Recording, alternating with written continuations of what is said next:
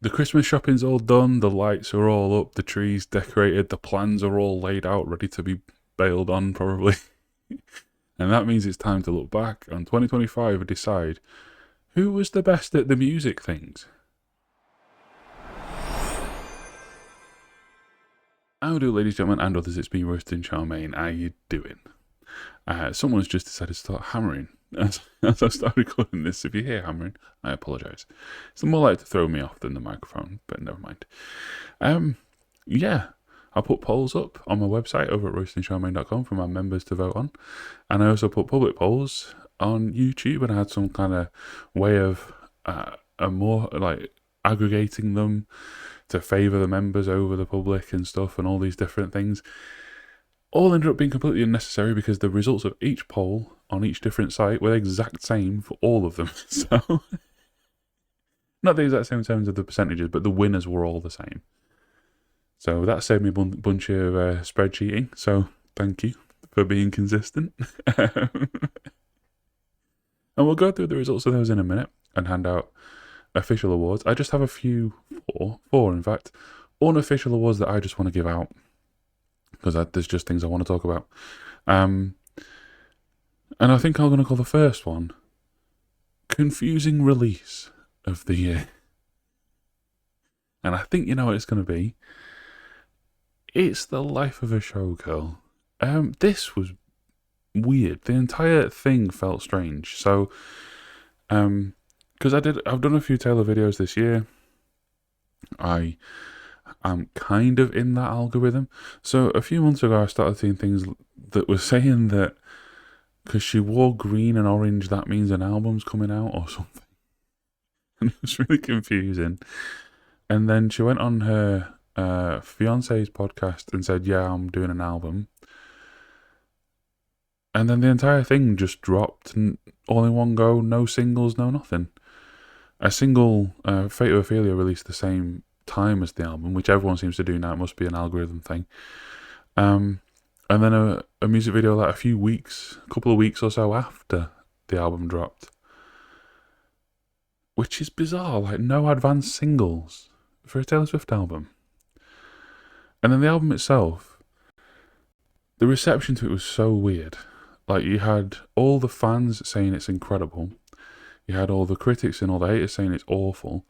And then I felt like I was on my own in the middle going, it's kind of fine. All my comments seemed to think I hated it, which at no point did I hate it. And yeah, it's just kind of, it's weird. No, like the entire thing felt kind of strange, kind of surreal. Leading me to say that the entire album cycle felt kind of phoned in, which is something that I stand by, but it's not phoned in enough to win Phoned In Album of the Year award.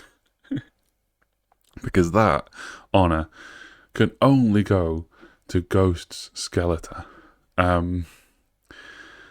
The first single came out. What was the first single? I'll remember it when I see the Satanized. The first single came out, Satanized, and I thought, yeah, so far so Ghost. And then Lacrima came out, and I've put that in Song of the Year polls. I love that song.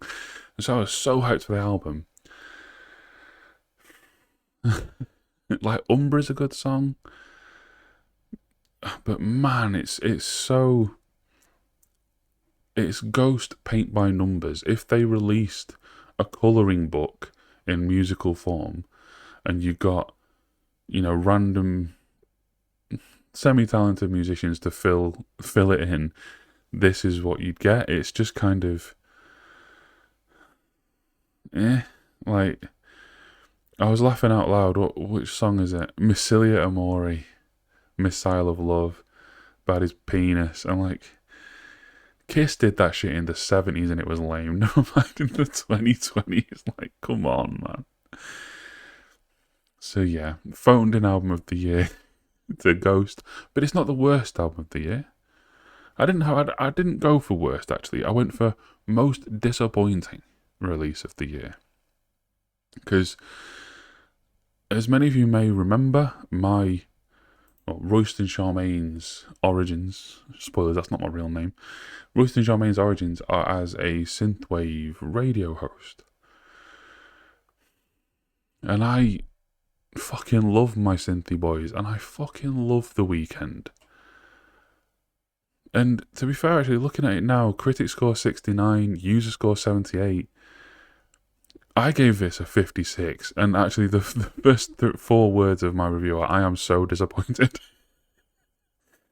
This album, this hour and a half long album where all the songs sound the fucking same, is just painful to try and listen to. There's no great club anthem in it. There's no great bop in it. It sounds so similar from beginning to end. I listened to this clean through the morning it came out in order to make a review video of it. It was painful. It was tough going. In fact, the word I've written in my review here is slog, which it was. It was an absolute slog to get through. It was so disappointing. And if this is the last Weeknd album, you know, if Abel's going to move on to doing stuff under a different guise and a different name now, it's not the way I'd have chose for it to end. But good surprise of the year. What's the opposite to disappointment? Appointment of the year now. Good surprise of the year goes to Quedeca, Vanisher Horizon Scraper. Now, I only covered this album because it was blowing up on Album of the Year. And that happens with things in Album of the Year. There's people on here who, I don't know, they just push things really hard. And its critic score is 72. The user score is 87. I gave it an 83. I went in expecting nothing. I had never heard of this man.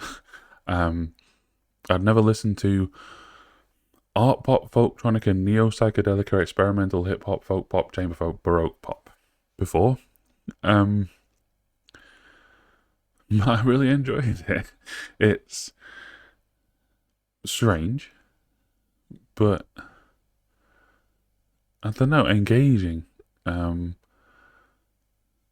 yeah, I was very pleasantly surprised by how much I enjoyed this and how much I have, you know, kind of now. I've started doing a few hip hop reaction reviews because of it. There's one on the website now that's not on YouTube yet by Clips. Go and check it out.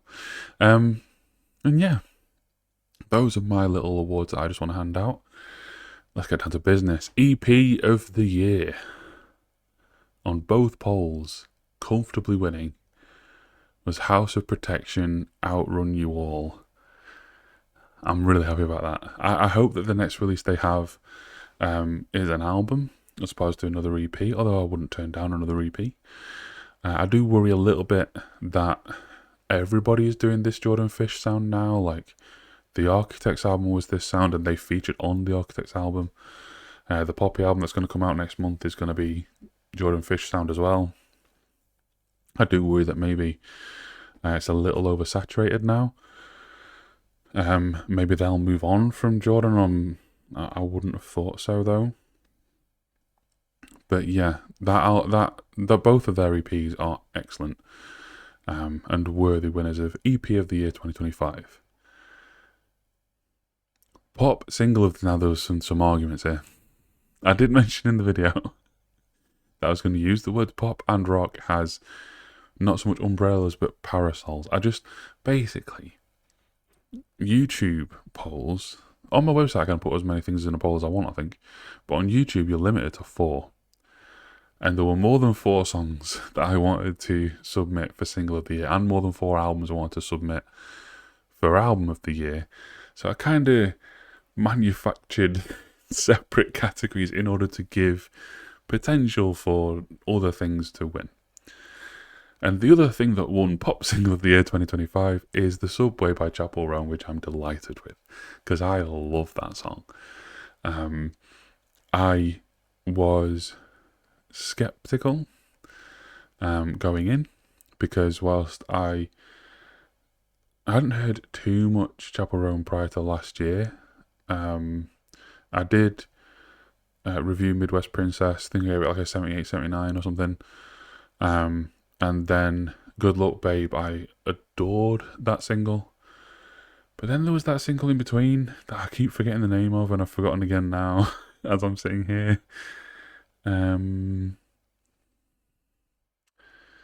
But the reason I forget the name of it is because I don't like it at all. It's like it's going for more of like a country sound, but didn't enjoy it. So going into the subway, I was a little apprehensive, and fuck, it's good. It's so good. It's such a good song. And if there is an album next year, maybe we'll be all over that on this channel. Rock single of the year. As I was writing these options in, I kind of knew what the winner was going to be. And I was right. It's Gifted Every Strength by Loathe. Loathe are a band who've been on the periphery of my taste for a very long time. But they didn't really make an impression on me until someone paid me to listen to their album. Their 2022 album, the name of which is not on the tip of my tongue. And it's fantastic. And then around that same time, they released a single, and everyone thought, oh, they're back, but they haven't done anything since, but we'll keep an eye on them. Yeah, they released Gifted Every Strength, and it's an incredible song. It's so good. A worthy winner of that award. Yeah, don't have anything more to say. More music, please, Loathe, when you're ready. Pop Album of the Year. Absolute fucking landslide in both polls for Hayley Williams' Ego Death at a Bachelorette Party. Now, when I listened to this, I don't know if it was intentionally leaked. Like, all the artwork was there, and it was on official like platforms and stuff, so I don't really understand what happened. But yeah, it was released as like a bunch of singles all at the same time, all with all with their own artwork. And so when I reviewed it, I was just playing a playlist of them all, and the Album of the Year page I reviewed was just one that someone had made. I think it was just called Ego Death. And then, like a week later, it was released as an actual album. This could have been confusing release, actually, but I don't think this was intentional. I think something went wrong. I think maybe just one of the songs was meant to release as a single, and someone clicked the wrong button and released them all. I don't know. It was weird though, wasn't it? But let that not take away from the fact that it was just a bit. It's like over an hour, I think, of just really got a couple of misfires, but mostly just really good. Like, I don't know what to call it. Like simple pop. I don't mean simple in a bad way. I just mean it sounded like just something that Hayley made in a bedroom. And she may well have done. Like, it just sounded honest and kind of sparse a lot of the time. You know, it's lots of synths. Moving away from Paramore, away from like guitars and drums, it was lots of synth stuff. And yeah, lots of thoughtful lyrics. Really good album. Worthy winner. Rock Album of the Year. I thought this would be between two. And it was. And the one I didn't think would win, did win on both polls. And I'm delighted, because this is the album that I have listened to more than anything else. Oh, they're drilling now. Great. This is the one that I've listened to. Sorry if you can hear that. More than anything else all year. Wouldn't necessarily say it's my favourite, but it's just the one that it's just the one that I'm in the mood for most often. And that's Bodies by Thornhill. They released another single as well, Mercia, to go on top of this, but it's such a good album. There's so many through lines. The colour silver and the idea and like the imagery of guns and bullets run through the entire thing. So many good songs. Like I think the only one I didn't really like on first listen was Nerve, but Nerve has grown on me since, and so now I have no skips on the album. I will happily listen to the entire 40 minutes or so front to back, and in fact I did the other day. So great winner, great album. Fantastic stuff. All right. Now to the big two. Song of the Year, Record of the Year. Song of the Year 2025 is Waco, Texas by Ethel Cain.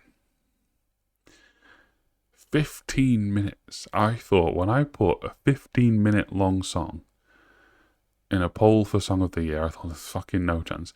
It's got more than half the votes, all told. And that's pretty fucking crazy, really.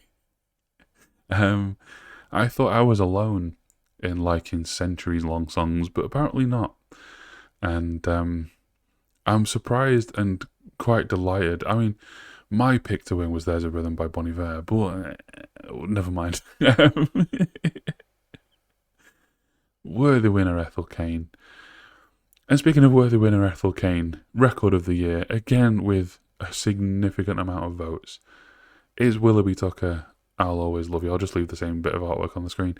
Willoughby Tucker, I'll Always Love You by Ethel Cain wins Record of the Year. Ahead of my pick again, Bon Iver, but I can't complain. I mean, I had never even heard of Ethel Cain before. I'm not much in touch with music until that's kind of why one of the reasons I wanted to start doing this. I'd never heard of Ethel Cain before I got a request to listen to the album before this one, the name of which is nowhere in my brain. And adored it. My favourite song on it was A House in Nebraska, and hearing that an album would come out this year, which is basically a prequel to that song, all over it. And yeah, no surprises that it won. No disappointment either. Ethel Cain, absolutely a worthy double winner for 2025. Sitting on top, at least over here. I'm sure she won't be sitting on top at actual award shows. That'll go to whoever sold the most or whoever paid the most to the judges. But over here, Ethel Cain, both song and record of the year, absolutely well deserved. Who do you think is going to win in 2026? We're going to do this all again next year. This year I only started in May with making videos, and that was a kind of a rule I set on the voting. I only wanted to include things that I'd covered. People were commenting things like is it Rosalia, the album that everyone's raving about at the minute. But by the time I was putting the stuff together, yeah, Rosalia, Luge. She's Spanish, and so Lux will be Luge, I think. Spanish people, help me out. But by the time I was putting this together, I hadn't heard that. And I didn't want to try and sneak it in under the wire, and then people have been writing other things as well, so I didn't want to do one last minute request and not all of them. But yeah, that's kind of a rule. I had to have covered it. But next year, I'll have done an entire year's worth of covering shit. So hopefully we should have all the bases covered by the time December rolls around. And if anything else that I discover before the 31st, I'll kind of keep a weather eye on it and put it in next year's voting, maybe. Similar to how it works with film awards, I believe, because there's a cut-off that isn't the end of the year, right? And then everything rolls over. I don't know what I'm talking about. Anyway, later on tonight, I don't know when I'll get this edited and uploaded, but later on tonight we're going to be listening to that album there on that vinyl player. We're going to be doing that live over on roystoncharmaine.com. And yeah, come and hang out, get in the chat, listen to some of Taylor's best album, and waffle with me for an hour and a half or however long we end up doing it for. Yeah, that'll do. Alright, from me, Royston Charmaine, from my channel founders, Trinexis, Cabbage, Kate, Anna, Argo, K-Mum, and Matthew Ross. Until the future, drive safe.